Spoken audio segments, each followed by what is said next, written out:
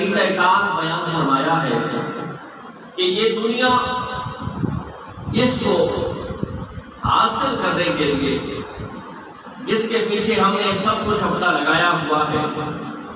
تو اللہ رب العزت نے فرمایا زُيِّنَ لِلنَّاسِ حُبُّ الشَّهَوَاتِ مِنَ النِّسَاءِ،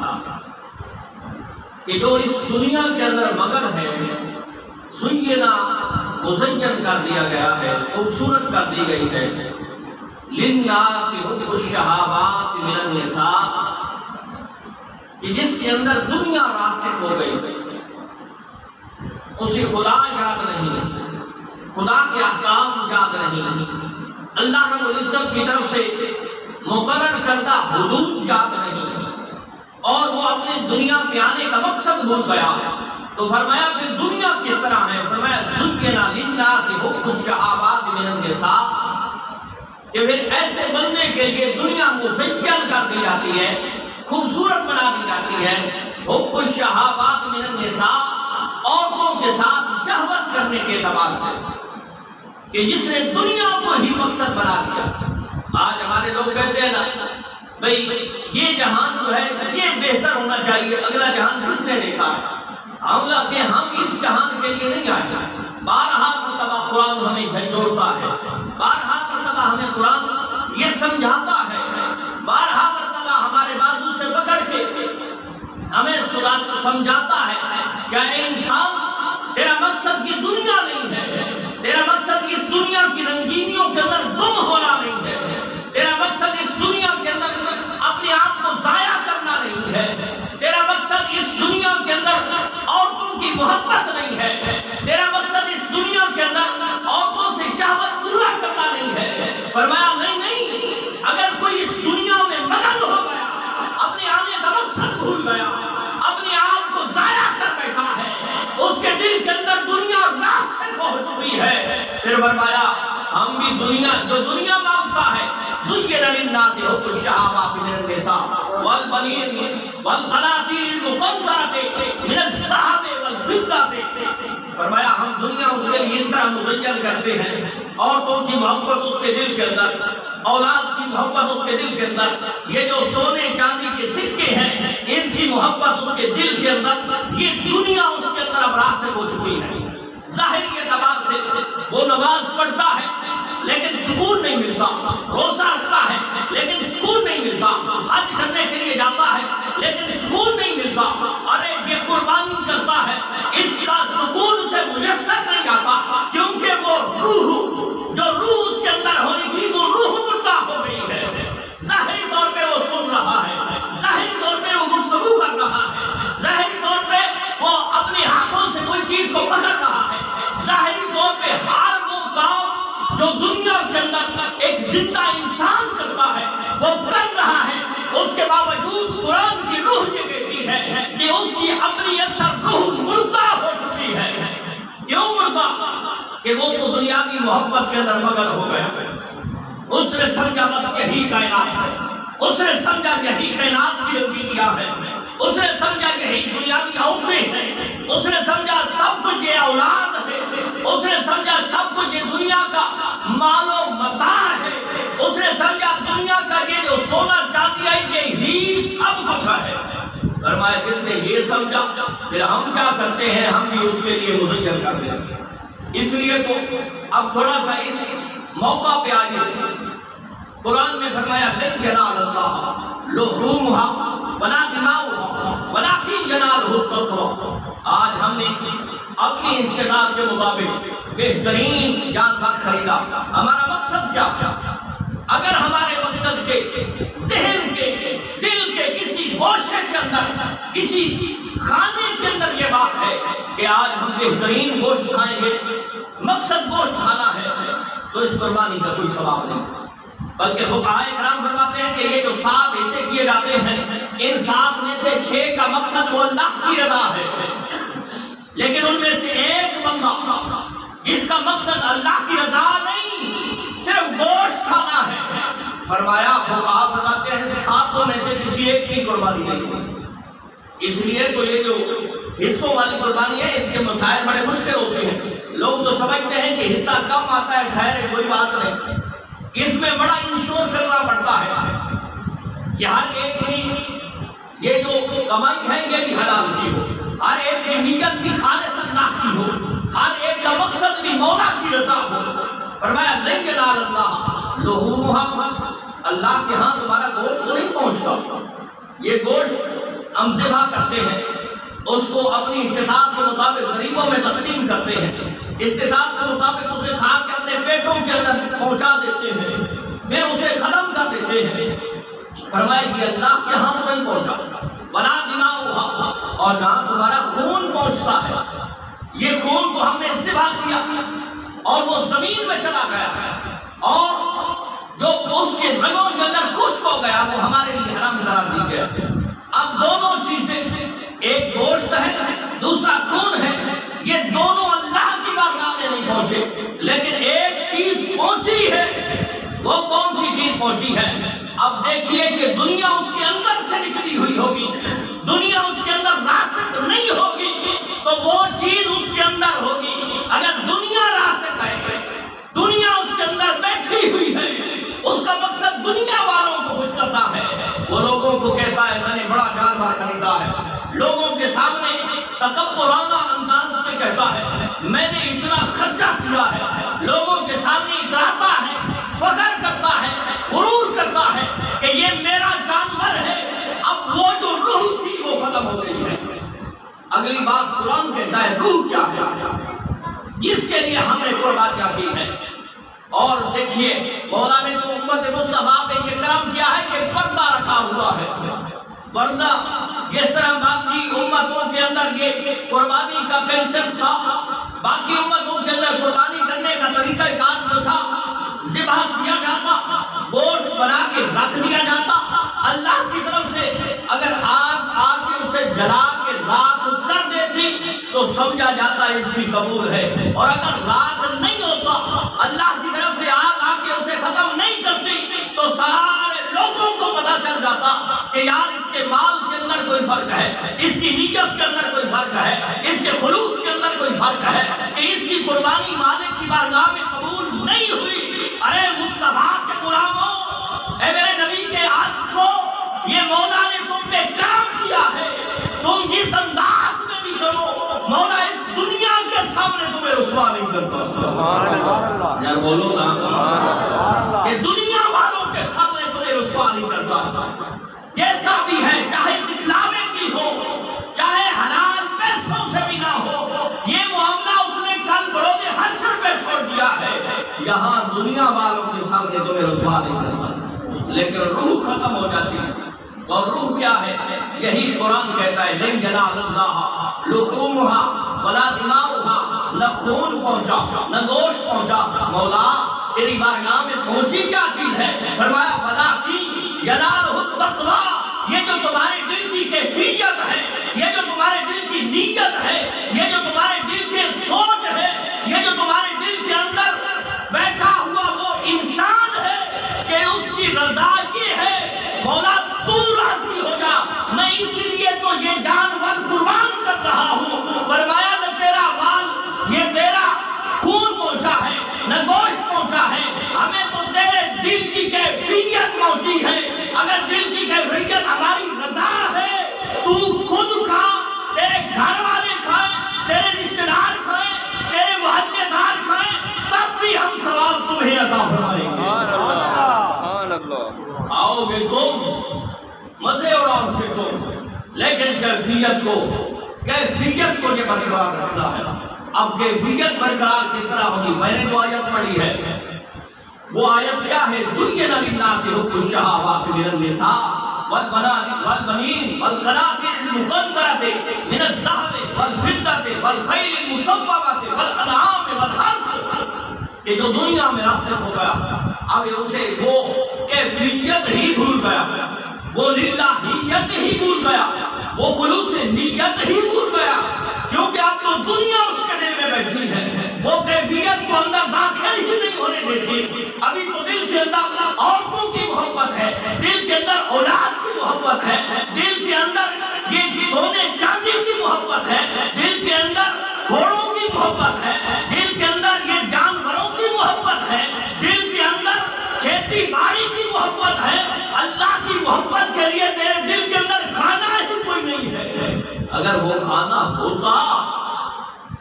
تیرے ہر عمال کے اندر خلوص نیت ہو، ہر عمل کے اندر خلوص ہوگا۔ لیکن کیوں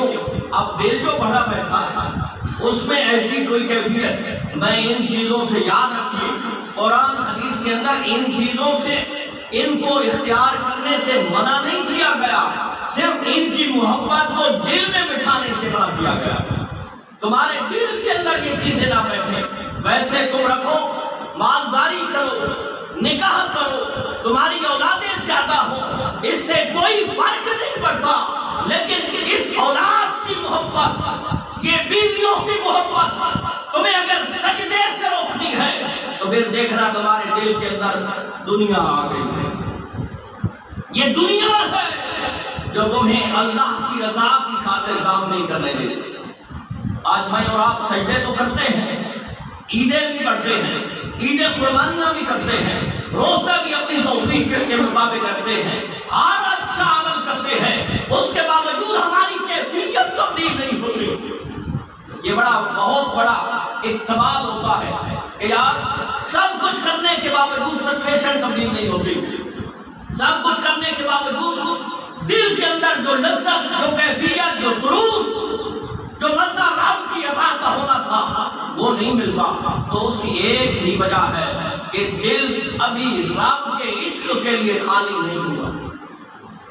ابھی دل عشق کے لیے، مالک کے عشق کے لیے خالی نہیں ہوا، ابھی اس کے کھانوں کے اندر دنیا بیٹھ گئی ہے۔ دنیا میں رہو، دنیا تم میں نہ رہے، دنیا کے اندر رہنا منع نہیں ہے،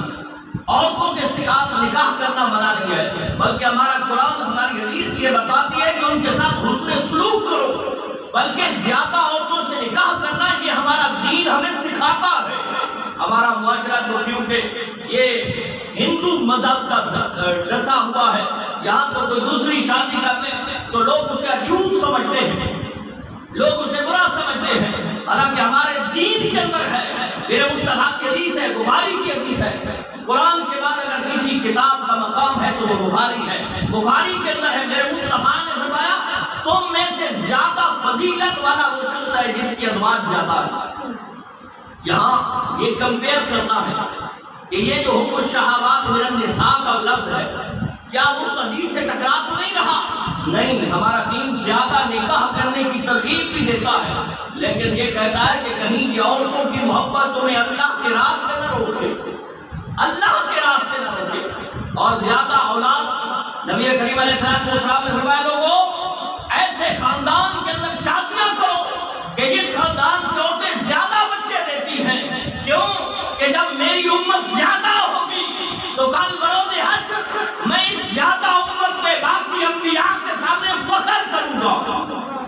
آہی تو ہمیں ہماری حکومت یہ پڑھاتی ہے کہ بچے دو ہی اچھے، منصوبہ بندی، یہ سراسر دین کے خلاف ہے۔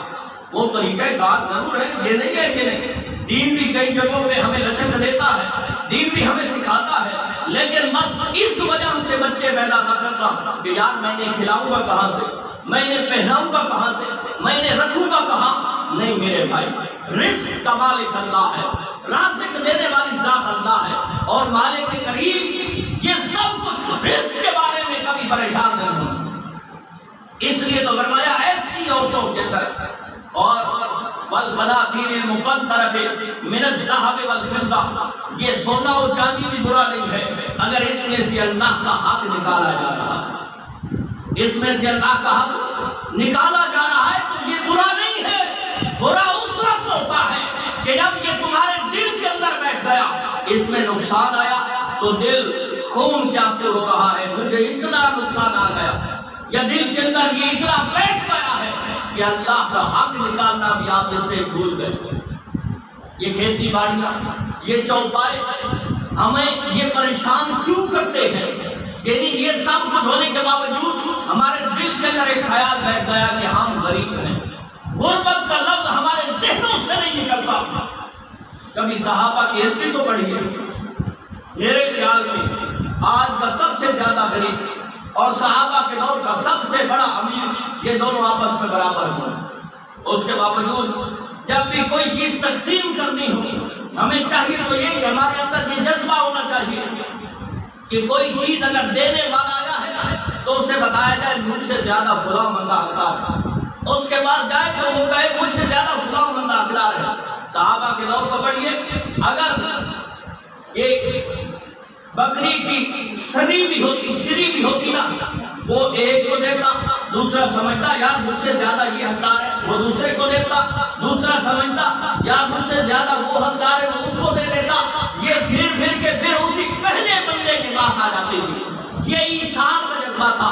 یہ آپس میں تعلقات کا جذبہ تھا۔ آج ہم سب کچھ رشتہ دار قریبی تعلقات ہونے کے باوجود بھی ہماری کوشش ہوتی ہے کہ جو کچھ بھی آئے ہمارے اوپر آئے۔ اسی وجہ سے تو ہم روح قربانی سے محروم ہیں، اسی وجہ سے تو ہم روح اسلام سے محروم ہیں، اسی وجہ سے ہم روح دین سے محروم ہیں، اسی وجہ سے تو ہمارے اندر ہمارے پاس سب کچھ ہونے کے باوجود ہمارے اندر قناعت نہیں ہے، ہمارے اندر برکت نہیں ہے، ہمارے اندر اتفاق نہیں ہے، ہمارے گھروں کے اندر وہ محبتیں نہیں ہیں جو ہونی چاہیے تھی۔ یہ سب کچھ کیوں ختم ہوا کہ ہمارے دل کے اندر یہ دنیا بیٹھ گئی۔ آخری بات توجہ میری طرف باہر ہوتا رہتا ہے، آخری بات اور گفتگو کو سمیٹتے ہیں۔ نبی کریم علیہ الصلوۃ والسلام نے فرمایا کہ مالک کریم فرماتا ہے اے ابن آدم، تو مجھے اپنی عبادت کے لیے تو اپنے آپ کو میری عبادت کے لیے فارغ کر لے۔ قابل توجہ حدیث، تو اپنے آپ کو میری عبادت کے لیے فارغ کر لے تو میں تیرے ہاتھوں کو رزق سے بھر دوں گا۔ ذرا بولیے یار سبحان اللہ۔ جو بندہ اللہ رب العزت کے پیارے رسول علیہ الصلوۃ والسلام فرما رہے ہیں کہ رب فرماتا ہے کہ اے بندے،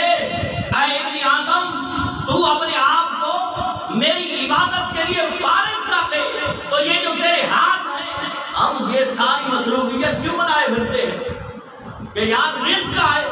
دولت آئے، مال آئے، سکون نصیب ہو۔ فرمایا جب تو اپنے آپ کو میری عبادت کے لیے فارغ کر لے گا تو میں تیرے ہاتھوں کو رزق سے بھر دوں گا۔ اور اگر تیرے پاس میری عبادت کے لیے وقت نہیں ہے، تو کہتا ہے بڑا مصروف ہوں، جب کسی سے کہا جائے کہ جناب نماز کا وقت ہو گیا، کہتے ہیں بھی مصروف ہیں، کیا کریں، اس کام کے اندر مصروف تھے اس لیے نماز نہیں پڑھ سکے، اس لیے پھر سب کچھ ہونے کے باوجود اتفاق نہیں ملتا، اس لیے سب کچھ ہونے کے باوجود اس رزق کے اندر برکت ختم ہو گئی۔ تو رب تعالیٰ فرما رہا ہے تو اپنے آپ کو، میں یہ نہیں کہتا کہ آپ گھر میں بیٹھ جائیں بس نماز ہی پڑھنی ہے، مقصد یہ ہوتا ہے کہ جو کام کیا جائے، جس کام کا حکم دیا جائے اس کو بجا لایا۔ اب قربانی کا موقع ہے، کتنے لوگ ہیں کہ جنہوں نے صرف اس وجہ سے قربانیاں نہیں کی، باقی ہر چیز گھر بنا رہے ہیں،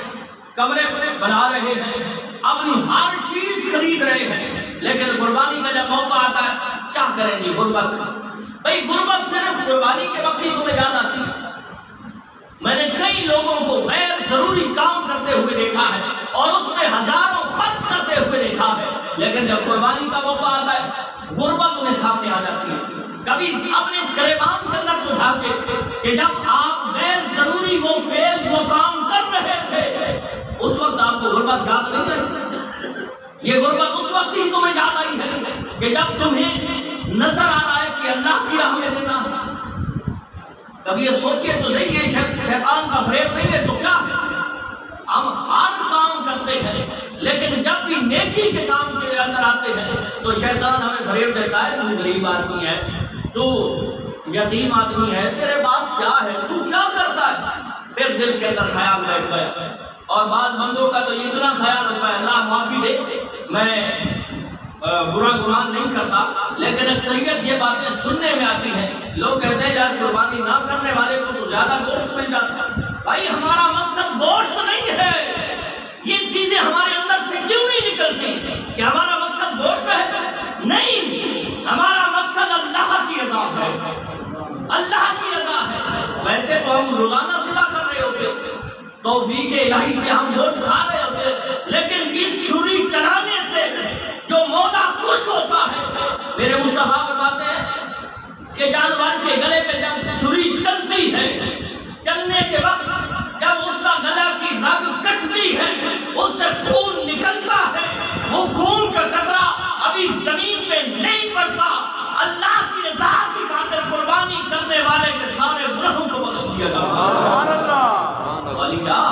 مقصد صرف گوشت کھانا تو تھوڑے ہی ہے،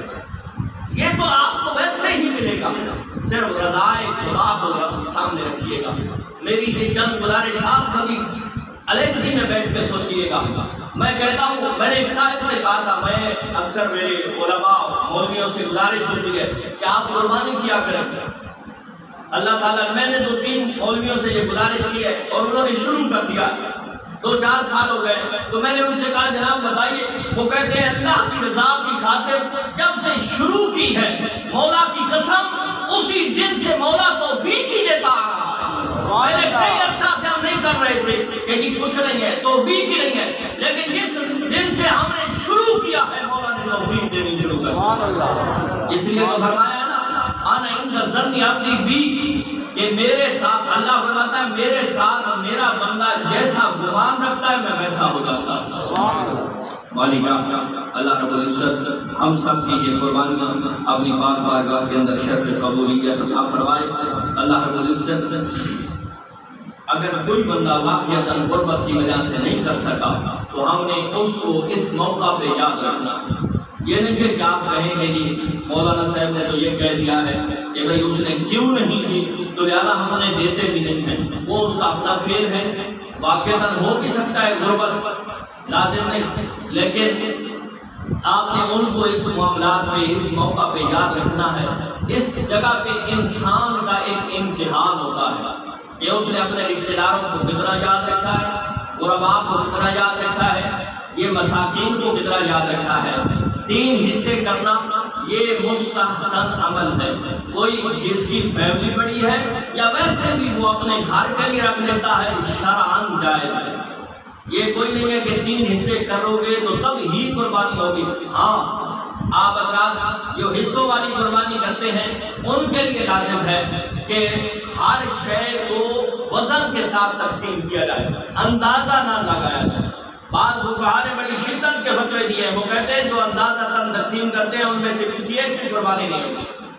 تو بارہا مرتبہ ہم آپ سے گزارش کر چکے ہیں کہ اس کو اندازے کے ساتھ تقسیم نہ کریں، اور باقی رہ گیا جو بھی چیز ہے، باقی یہ کھال کی بات ہے، آپ مدارس کو دیں، کسی بھی بندے کو آپ دے سکتے ہیں، لیکن اجرت کے طور پہ نہیں۔ یاد رکھیں بعض بندے یہ کہتے ہیں کہ یہ جو ذبح کرنے کے لیے آتا ہے یا وہ جانور بنانے کے لیے آتا ہے تو اس کو بطور اجرت کے پائے یا کھال دے دیتے ہیں، یہ ناجائز ہے۔ ویسے گفٹ آپ دے دیں، آپ اسے اجرت ویسے دیں، اجرت میں سے آپ اس کو پیسے دیں، لیکن اس جانور میں سے کوئی چیز بطور اجرت اسے نہیں دے سکتے۔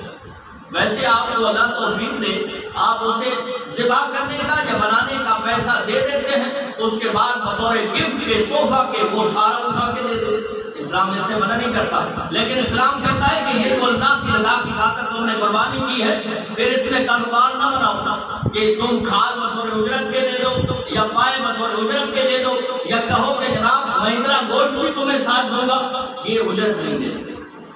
اس کے علاوہ بہت سارے مسائل ذہن کے اندر تھے، لیکن وقت پورا ہو چکا ہے۔ اللہ رب العزت ہمیں دین اسلام پہ گواہ و عمل پیرا ہونے کی توفیق عطا فرمائے۔ وآخر دعوانا ان الحمد للہ رب العالمین، سبحان ربک رب العزت عما یصفون وسلام علی المرسلین والحمد للہ رب العالمین۔